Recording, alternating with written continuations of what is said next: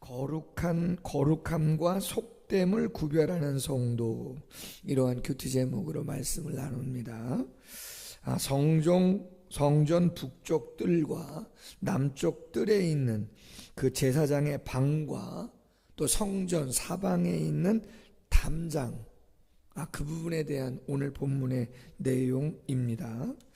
본문 해설을 보면 첫 번째로 제사장의 방에 대해서 잘 요약 설명을 해놨습니다. 성전의 북쪽, 남쪽 뜰에 위치한 제사장들의 방을 본다. 방의 길이는 100척이라 그랬잖아요. 그 일반 세상에서 측량하는 그 규빗이라고 하는 거하고 척이 규빗을 이야기하는 건데, 성전에서 측량하는 길이가 조금 차이가 있습니다. 세상의 한 규빗은 45.6, 근데 성전은 52cm가 조금 더 되어집니다. 어쨌든 100척, 100규빗이면 52.5m 정도 되어진다, 그런 이야기입니다. 길이가. 너비는 약 26.3m, 3층 구조, 3층 아래층보다 작지만 회랑 복도는 더 넓다. 방들과 나란히 바깥들 쪽으로 약 26.3m 길이의 담장이 있고 1층 방에는 동쪽에서 들어오는 문이 있어 바깥들에서 방으로 들어갈 수 있다. 이 방들은 성전을 둘러싸듯 배치되어 있다. 하나님께 가까이 섬기는 제사장들 거룩하게 구별된 이곳에서 뭐 한다는 거예요? 방의 용도가 뭐라는 거죠? 거룩한 제물을 그곳에서 먹는다는 거예요. 하나님께 드려진 예물 중에 제사장들의 몫이 있지 않습니까? 그것을 그곳에서 먹게 되어 있다. 두 번째 기능은 뭐예요? 그곳에서 제사장의 거룩한 예복을 갈아입는 것이다. 평상복 입다가 생활할 때 성전에 들어와서 제사를 집례하려면 제사장의 옷을 입어야 되는데 어디서 입어요? 이 방에서 입는 것이다. 그리고 그 모든 직임이 끝나면 그 방에 와서 또 옷 갈아입고 평상복 입고 성전 밖에 나아가서 생활하는 거다. 오늘 말씀을 보면 여러분, 제사장도 당연히 먹을 거 먹고 마실 거 그죠? 입을 거 입고 그런 건데, 하나님의 성전에서 먹는 거, 입는 거 좀 다르다 이 말이에요. 달라야 된다는 거죠. 이유가 뭐죠? 구약적인 배경은 성전에, 지성소에 하나님의 임재가 있음을 공식적으로 이야기한 거잖아요. 그럼 신약의 개념에서 성전은 어디죠? 고린도서 6장에 우리 몸이 성전이잖아요.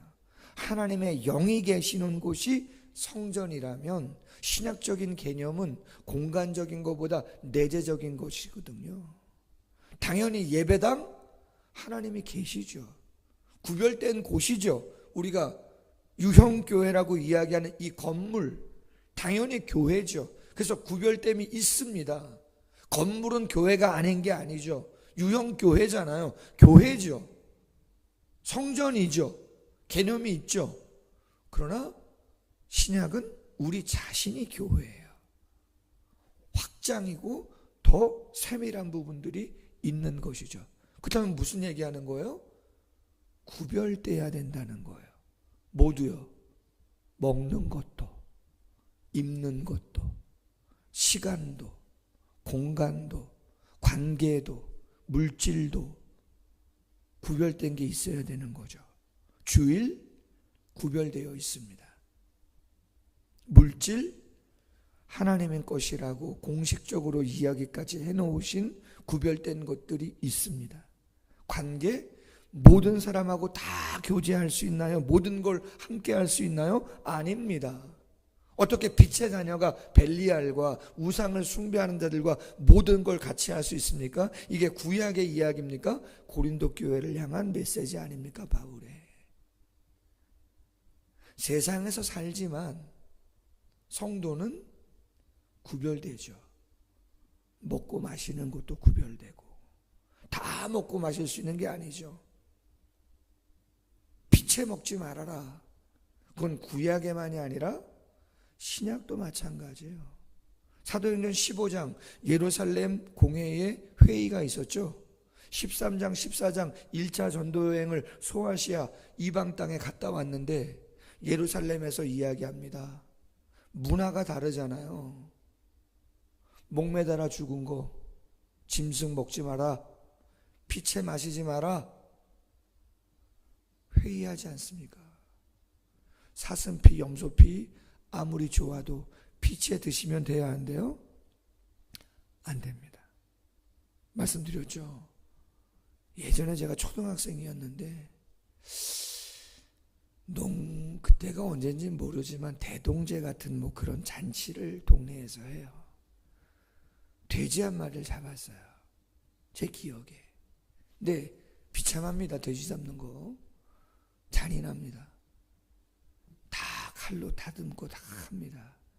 동네 우물에서 했던 기억이 있는데 구경한다고 한번 갔는데 어느 동네 아저씨가 뭔가 좀 뻘겋으름한 건데 그거를 소금인가 어디다가 슬쩍 찍더니 저한테 한번 만표야 먹어보라 그러면서 이렇게 주시는 거예요. 그래서 뭣도 모르고 어시르신 주니까 쓱 받아 먹었단 말이에요. 뜨끈뜨끈한 거죠. 물끄덩한 것이. 뭔가 그랬더니 간이랍니다. 제 기억에, 어린 기억에. 얼마나 제가 깜짝 놀랐는지 그 느낌이. 그래서 요새도 제가 물컹한 걸 잘 못 먹나 봐요. 성도들이 먹고 마시는 거, 재정 쓰는 거 구별됨이 있어야 한다라고 하는 것을 이야기하고 있는 거죠. 두 번째는 15절 이하에 보면 사방의 담을 측량합니다. 성전이 있는데 그냥 동그라니 성전이 있는 게 아니고 사방에 담이 쳐져 있다 이 말이죠. 에스겔을 천사가 바깥들 동문으로 데리고 나갑니다. 담벼락을 측량합니다. 측량 장대로 잰 결과 동서남북의 길이가 모두 262.5m다. 성전을 두른 담벼락은 정사각형. 두른 목적은 제일 마지막 구절에 나오죠. 거룩한 것과 속된 것을 구별하는 데 있다. 성전은 왕이신 하나님이 거하시는 거룩한 장소이기에 당연히 거룩하신 하나님께 가까이 하는 백성들은 거룩함을 구별해야 할 필요가 있는 것이죠. 그래서 담의 첫 번째 목적은 구별이에요. 여러분, 아파트도 문들이 있잖아요. 출입문, 차단기가 올라갔다 내려갔다. 차단기만 있는 게 아니죠. 동마다 들어가려면 출입문이 있어요. 뭐 자유롭게 들어갈 수 있는데 거의 없죠. 요새는 다 번호키 눌러야 들어가죠. 그럼 또 뭐가 있어요? 그렇죠. 엘리베이터도 있고, 그 다음에 또 뭐가 있어요? 각 가정마다 출입문이 또 있어요. 어쩌면 그 모든 게 뭐예요? 담이죠. 우리 동네 사람, 우리 아파트, 우리 동, 우리 라인, 내 집, 구별이죠. 옆집의 아저씨가 우리 집에 들어와서 함부로 들어와서 그냥 주무셔도 되는 거예요? 여러분의 집에는 아무나 다 들어가도 되는 겁니까? 안 되는 거죠. 구별이에요. 그 구별의 의미는 그렇죠. 거룩인 거죠. 다르다 이 말이죠. 뿐만 아니라 안전과 보호에 대한 의미가 있어요. 담이라고 하는 것은. 그렇지 않습니까? 담은 외부의 공격이나 그 어떠한 불순한 것에 대한 차단이 되어지는 부분이 있다라고 하는 것이거든요. 그렇기 때문에 우리가 교회 생활하면서 신앙생활하면서 어떤 면에서는 영적인 담을 가지고 살아가는 사람이다라고 하는 생각을 할 필요가 있습니다. 물론 복음의 사명을 가지고 영혼 구원을 위해서 저 세상 한복판으로 가야 되는 건 분명하지만 영적인 담이 있고 거룩한 옷, 예수 그리스도의 피로 씻김받은 신옷이 있기에 당연히 영적인 경계를 가지고 살아가야 되는 부분들이 우리에게 분명히 있음을 잊지 않아야 한다라고 하는 거죠. 묵상 에세이에 최병남 목사님의 좋은 개인의 체험에 대한 이야기가 있습니다. 사우스웨스턴 신학대학원에서 유학하던 시절, 당신은 저녁 6시부터 10시까지 파란 옷 입고 학교 청소를 했다는 거죠. 알바를. 제가 맡은 구역은 화장실, 교실, 교수님 연구실. 그런데 교수님 연구실을 청소하다가 다음날 치러질 헬라어 시험지가 책상 위에 놓여 있는 것을 발견했다는 거예요. 제가 예전에 신학교 다닐 때 알바를 삼성 단지가 있습니다. 수원에. 삼성전자, 전기, 코닝, 전광, 삼성 계열 회사가 다 모여 있는데 신문을 돌렸습니다. 500부 이상을 새벽 예배 가기 전에 한 3시쯤에 다 돌리고 나서 새벽 예배 드렸었는데요. 어디까지 들어가느냐? 부사장님 집무실까지 들어갑니다. 제가 다 프리패스입니다. 부사장실까지 들어가요. 제 개인이 신문 누르고 다 프리패스. 근데 그 교수님 딱 책상에 내일 시험 볼 헬라어 시험지가 딱 놓여 있는 걸 최병남 목사님이 봤다는 거 아닙니까? 유학 시절에. 보고 싶어요? 안 보고 싶어요? 당연히 보고 싶겠죠. 근데 안 봤다는 거잖아요. 왜? 하나님 앞에서 내가 그러면 안 되지. 그리고 나왔어요. 감사하죠. 그 다음날 시험 봤는데 틀린 게 몇 개 있는 거죠. 볼 걸 그랬나? 인간적인 생각도 들겠지만 하나님 앞에 떳떳했단 말이죠. 근데 중요한 건 뭐예요? 그 다음날 또 청소하러 간 거죠. 그 다음날 딱 청소하러 갔는데 요번엔 뭐가 있어요? 당신이 몇 개 틀린 그 답안지, 채점하지 않은 답안지가 딱 놓여 있는 거예요. 1분도 안 걸릴걸요? 답 고치는 거. 그럼 A 맞을 수 있는데 당신 B밖에 안 되니까 갈등이 있죠. 근데 어떻게 해요? 그냥 손 안 대고 최병남 목사님이 나왔다는 거죠. 결국 B학점 맞았다는 거죠. 근데 하나님 앞에서는 A 뿔 아니었겠나, 그런 이야기를 하고 있는 거죠. 존 캐버너라는 분이 이런 말을 합니다. 자신이 죄인이며 그럼에도 하나님의 사랑받는 자임을 분명히 아는 사람이 거룩함을 추구한다. 거룩함을 추구하는 사람은 누구냐? 두 가지죠. 맞습니다. 나는 죄인입니다 하는 사람. 하나님 앞에 죄인이라고 고백하는 사람.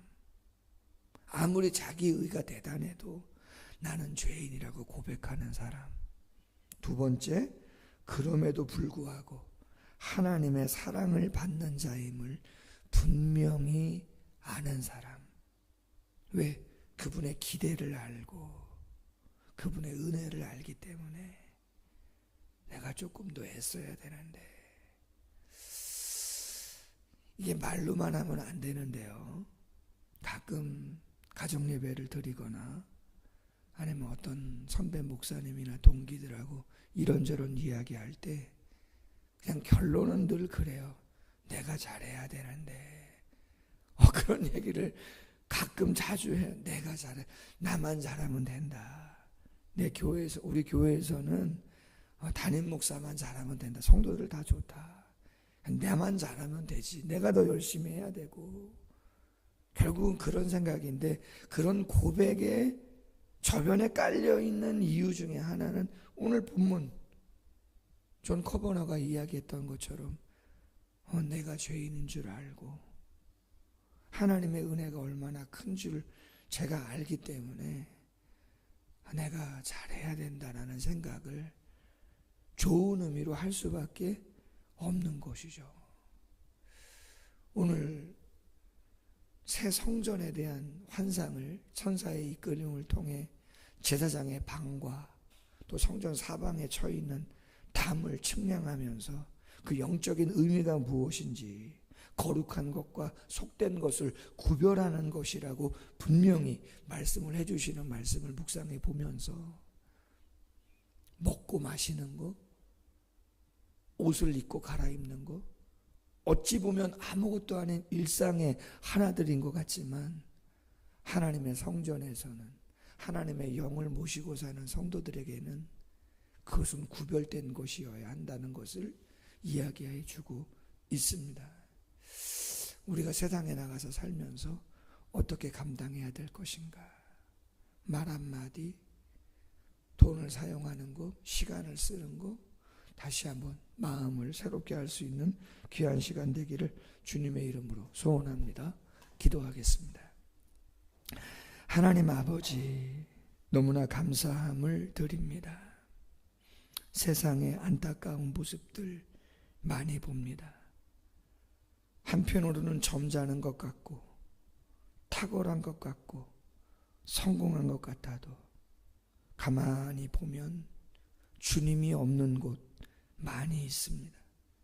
주님을 잃어버린 곳 많이 있습니다. 자기 자랑하는데도 많이 있습니다. 한편으로는 실패했다고, 다시는 재기할 수 없을 것 같아 삶을 포기한 영혼들도 수없이 보게 되어집니다. 그럼에도 어떤 모습으로 우리의 삶의 결과물들이 주어지든 우리가 하나님의 은혜와 사랑을 받은 그 십자가와 성령의 능력을 체험한 하나님의 자녀들임을 믿음으로 허락해 주신 거 감사함을 드립니다.